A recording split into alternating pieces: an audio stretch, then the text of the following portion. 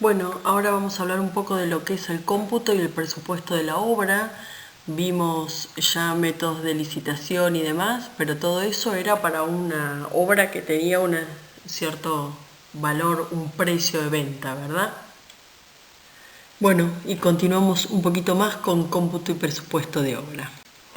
Bueno, les diría que como técnicas de cómputo hay algunos recomendaciones o tips que se pueden hacer cuando se está en la condición de la elaboración del proyecto. Hay veces los mismos programas nos dan listados ya de cómputo de determinadas ítems, pero cuando nosotros tenemos que estar en el otro lado opuesto, recibimos un pliego y debemos hacer una licitación, bueno, debemos hacer el cómputo de alguna manera manual. Y este trabajo es bastante tedioso. Hay que analizar muy bien la documentación y muy bien los planos. Y en general lo que se hace es buscar algún orden para evitar repetir algunas operaciones que van a ser sencillas, pero para tener en cuenta. Por ejemplo, la longitud de la capa aisladora horizontal será igual a la de los muros en la planta baja, o podríamos decir que en una habitación los metros cuadrados que hagamos de contrapiso, de carpeta y de piso, en general son los mismos metros cuadrados que vamos a tener de cielo raso. Entonces se utilizan algunas de estas técnicas como para ya ir estableciendo esos valores y poder contemplarlos en cada uno de los rubros. Por eso les ofrezco como un orden, hallar la superficie cubierta del edificio, calcular los perímetros y las superficies de cada uno de los locales y comenzar el cómputo siguiendo un orden y listado de rubros. Para esas cosas vamos a necesitar planos y el pliego, bueno, el pliego de condiciones y especificaciones técnicas obvio, y los planos definitivos de las plantas con los cortes y los frentes, planos y planillas de estructuras, de detalles, instalaciones y también planillas de locales. Bueno, y acá les presento una planilla de locales típica que verán tiene una doble entrada, tiene la ubicación de la identificación de los planos, en este caso sería A1 y A2 en la primera columna.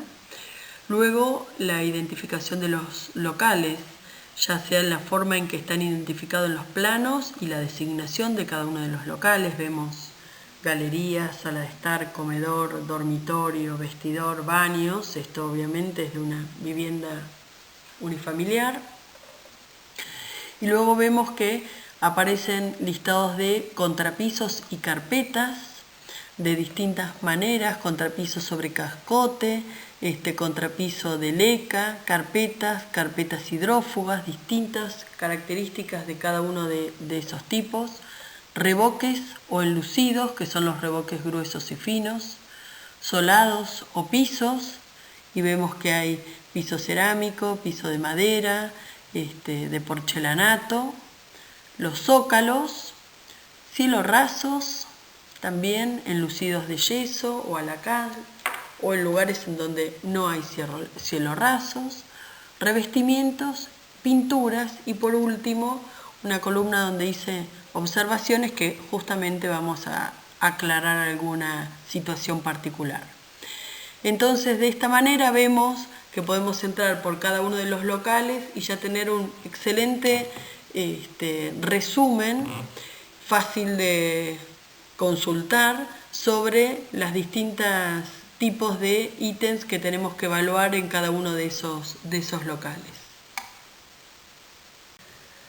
Volviendo al presupuesto, dijimos que es el valor determinación del costo de una obra o de alguna de las partes de la obra, pero la realidad es que el verdadero valor de la obra la vamos a obtener luego de haberla ejecutado. Siempre que se haya hecho ordenadamente y en función a lo previsto.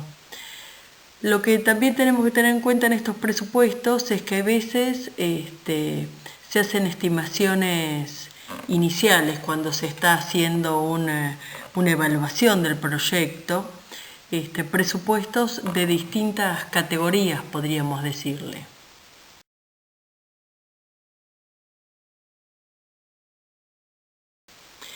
Este tipo de presupuesto por analogía se utiliza mucho y en general se determina el valor utilizando una unidad de comparación, ya sea en base a experiencia de la empresa o datos que son bastante fáciles de conseguir. A veces las empresas, cuando tienen ya muchos años y tienen cierta estabilidad, tienen un valor bastante bien analizado de, por ejemplo, el metro cuadrado de construcción de una vivienda. Entonces eso es lo que podemos utilizar. También existe en el mercado una revista que se llama Revista Vivienda, que ofrece distintos tipos de construcciones. Viviendas como si fuesen unifamiliares, edificios en propiedad horizontal, por ahí un tinglado, y es una revista que se publica hace muchos años y sale de manera mensual. Entonces todos los meses establece un costo en pesos por metro cuadrado de acuerdo al tipo de construcción que se analice. Hay que tener en cuenta esto que les indico acá, tener en cuenta el destino, la calidad de la construcción, la ubicación de la construcción. A veces no es lo mismo Capital Federal que el interior del país. Y bueno, obviamente tener en cuenta, sobre todo ahora en periodos donde la inflación es importante, comparación de los precios actualizados, ¿no?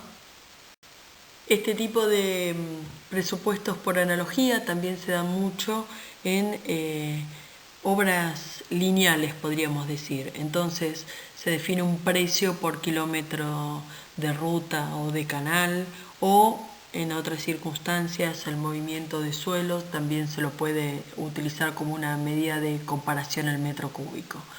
Obviamente estos presupuestos son utilizados para un análisis en un inicio del proyecto.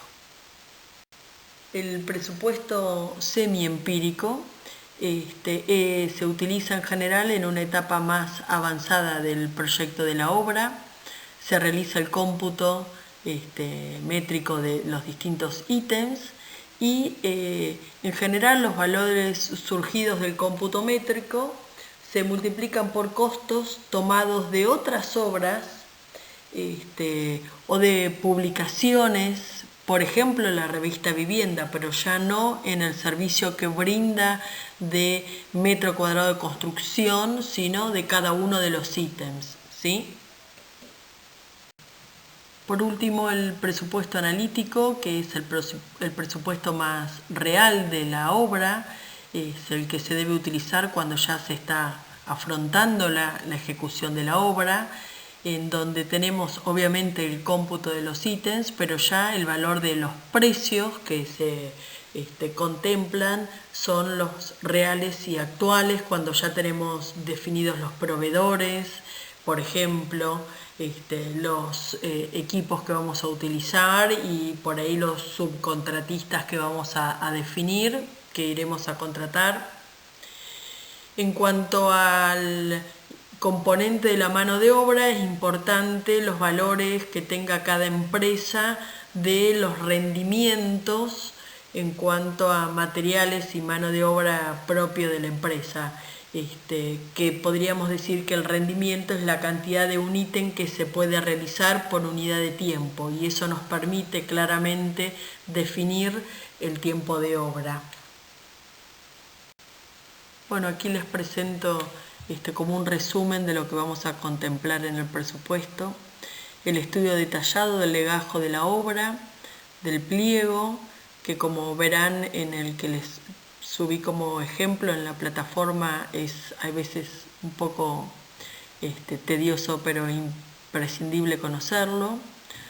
Otro punto también muy importante es conocer la zona de la obra, poder inspeccionar el lugar donde vamos a ir a hacer la obra. Ahí vamos a tomar una real dimensión de los edificios linderos, de la situación, del tránsito, por ejemplo, si estamos hablando de una obra urbana. Bueno, buscar recopilación de los datos relacionados con la obra y consultas que pueden surgir. Y por último, en el lugar también tener información sobre la disponibilidad de materiales, de la mano de obra de la zona, los equipos, si podemos alquilar equipos en la zona, si se dispone de empresas subcontratistas a las cuales podemos consultar y contratar algunos ítems de la obra. Y además de toda esta información técnica, nunca olvidarse de toda la parte jurídica, que tiene una importancia destacable también, junto con la parte financiera y económica, ¿no? Bueno, y acá les presento ítems a tener en cuenta en los cómputos. Es un listado bastante importante, sacado del libro de cómputo y presupuestos de Chandías, que es un libro muy antiguo, que hay nuevas versiones, que inclusive lo pueden encontrar de manera digital también, y que en realidad todavía se sigue utilizando. Viene en las últimas versiones con algunas accesorios de planillas digitales, pero es una excelente ayuda a memoria para tener en cuenta los ítems y no olvidarlos. Como verán, encontrarán ahora varias páginas con distintos rubros y las distintas opciones de cada uno. Acá encontramos distintos tipos de revoques, de yesería, de contrapisos, cielorrasos, pisos. Continuamos con distintos tipos de zócalos, de madera, graníticos, cerámicos, revestimientos. Fíjense que a veces tenemos distintas unidades de medida. También hay referido a las carpinterías, barandas, bueno, distintos ítems para no olvidarnos en el momento de hacer un cómputo y presupuesto.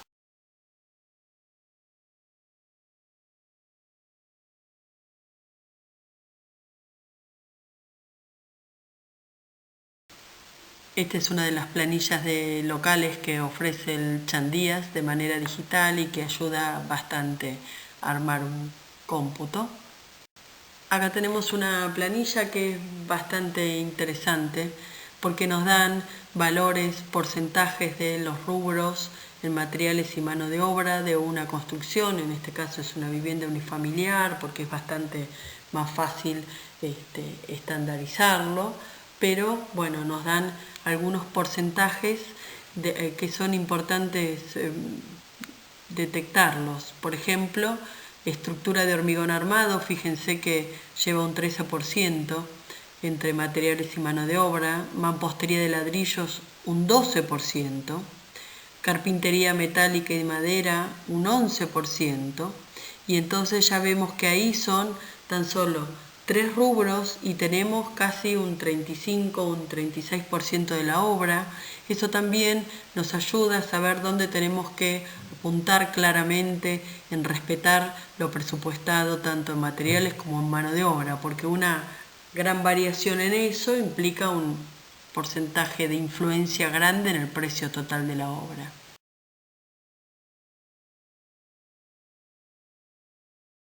Bueno, y acá les presento una planilla típica de estos métodos de construcción con financiación del Procrear, en donde están los listados de rubros. Vemos que está para completar la cantidad y el valor unitario, y entonces luego se multiplica y se saca un porcentaje. En donde se ven acá por sectores, rango admisible, dice, es como si fuese la caja de toda la construcción, tiene que ser un valor más o menos entre un 35 y un 45%. En la siguiente presentación les muestro la planilla completa. Me pareció interesante presentárselos porque también tenemos acá de alguna forma porcentajes de influencia. La caja general de la obra es entre un 35 y un 40%, la obra gruesa, a lo que se refiere en revoques, instalación sanitaria, electricidad y gas, entre un 15 y un 25%, y luego las terminaciones, también un valor un poco intermedio. Y por último los honorarios. Esta es una típica planilla sobre las que se iban haciendo los aportes de las obras financiadas por este método.